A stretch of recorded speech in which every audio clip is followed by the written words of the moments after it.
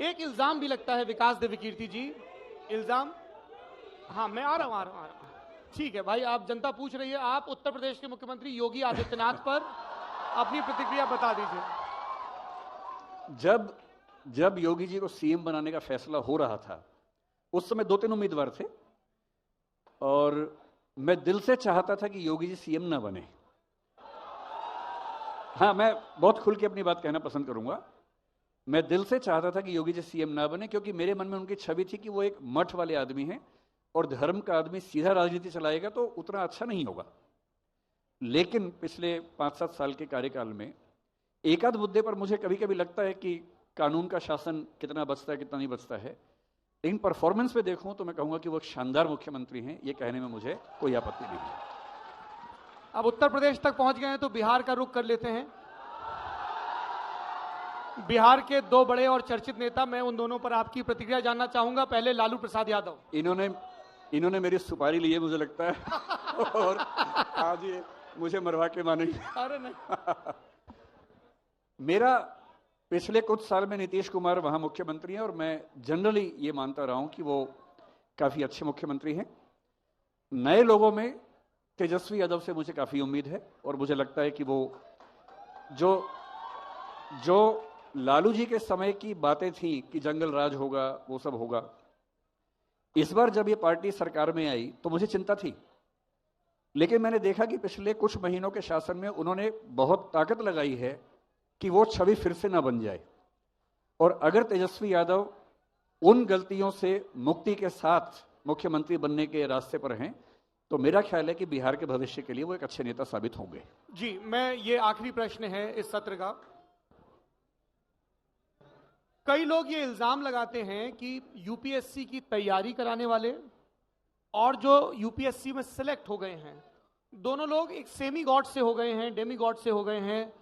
बहुत ज्यादा ग्लोरीफाई कर दिया गया है। ऐसा लग रहा है कि अगर आपने आईएएस नहीं निकाला तो कुछ नहीं किया और आईएएस निकाल लिया तो आप सब कुछ हो गए हैं। जो सिविल सर्वेंट सिलेक्ट होते हैं उनकी रील्स वायरल होती हैं, प्रशासनिक कार्यों से इतर वायरल होती हैं, ब्यूरोक्रेसी में इसको लेकर बहुत नाखुशी जताई जाती है कि आप इन सब चीजों को लेकर क्यों इतना लाइमलाइट में आ रहे हैं। मॉक इंटरव्यूज को लेके, सफल कैंडिडेट्स के इंटरव्यूज को लेके, लबासना में जिंदगी कैसी होती है, बहुत ज्यादा ग्लोरीफाई कर दिया गया है। और बहुत सारे छात्र हैं जो रात दिन ये रीलें ही देखते रहते हैं पढ़ाई छोड़कर। क्या कहेंगे इस पे? मतलब इस पे दो बातें हैं कि जो सिविल सर्वेंट्स हैं उनकी रील्स, टीचर्स जो हैं उनकी रील्स क्यों बनती हैं।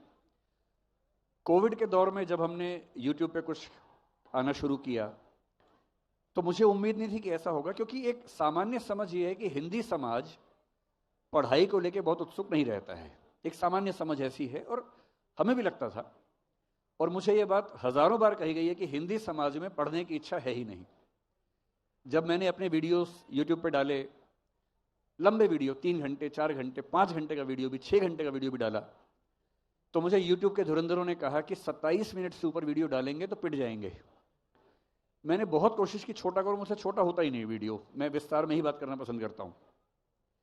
लेकिन मैंने देखा कि जो वीडियो 3 घंटे 4 घंटे का है वो भी 2 करोड़, 3 करोड़, 3.5 करोड़ लोगों ने देखा। तो मैं एक बात तो आपसे कहना चाहता हूं कि पिछले 3 साल में मेरी धारणा ये बन गई है कि हिंदी का समाज भी ज्ञान का, समझ का, पढ़ाई का उतना ही भूखा है जितना कोई भी सभ्य समाज होता है। और यदि मेरे जैसे कुछ लोग, जिनमें मैं भी संयोग से शामिल हो गया हूं, इसमें कुछ भूमिका निभा रहे हैं तो ये स्वागत की बात है। नंबर 1, कोविड ने क्या किया कि जो वीडियोस पॉपुलर होते हैं उनके क्लिप निकाल के कई चैनल्स ने क्लिप्स डालनी शुरू की। मुझे मेरी टीम ने बताया कि करीब 40-50 हज़ार चैनल्स हैं जो हमारे क्लिप्स काट के चलाते हैं और पैसा कमाते हैं। हमने शुरू में एक्शन लिया 1-2 बार, फिर जब उन्होंने निवेदन किया कि सर आपको इसमें क्या दिक्कत है, हम पैसा कमा रहे हैं, तो हमें भी लगा कि हमें क्या दिक्कत है, और यदि कुछ लोग कमा रहे हैं, अगर इससे रोजगार बढ़ रहा है तो हमें क्या परेशानी है। अब उनका रोजगार बढ़ा और लोगों ने हमें पहचानना शुरू कर दिया। मुझे कोविड के समय में मध्य प्रदेश जा रहा था कार से एक बार, वो जिंदगी का पहला ऐसा वाकया है। एक रिमोट गांव के अंदर पेट्रोल पंप छोटा सा, वहां कार रोकी कि चलो पेट्रोल भरवा लेते हैं, डीजल भरवा लेते हैं। वहां में उतरा, वॉशरूम गया और वॉशरूम में साथ में खड़ा हुआ व्यक्ति कह रहा है आप विकास सर हैं? तो फिर हम कहते हैं राइट टू प्राइवेसी। अब सोचिए हालत क्या हुई होगी उस समय। मैंने कहा भाई तुम कौन हो? तो मुझे लगा ये कैसे जानता है मुझे।